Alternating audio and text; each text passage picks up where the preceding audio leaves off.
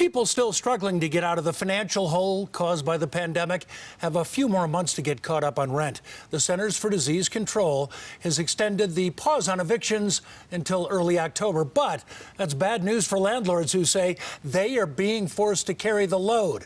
Now some of the landlords are worried about their futures. Jeff Todd on the story in Lakewood. And Jeff, some of the landlords say this latest extension is too much. Jim, they say the math just doesn't add up. The Colorado Apartment Association said that in July, 97% of tenants paid their rent. There are assistance programs for other tenants, but the landlords say that their property is being overtaken.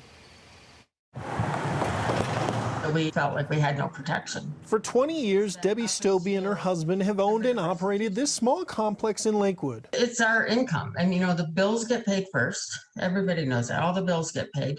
And then what's left over is actually our income for that month.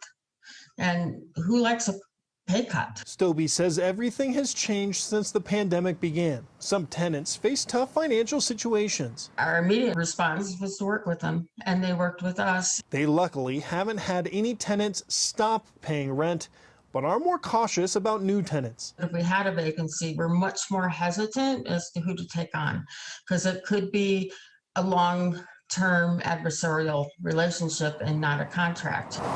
Changes to state laws and eviction moratoriums have empowered tenants. Stobie says it's affected how she can manage the property. That fear of we can no longer do what we did. It's not a fair equation. There's a lot of work, there's a lot of bills, there's a lot of risk, and you're lending someone else your property. Try handing over your car to a stranger. This is affecting those small owners all the way up to big companies. We heard about one facility that is down $1 million in late rent payments. And Debbie Stobie told us that all these changes, she's really contemplating if she wants to stay in the landlord industry.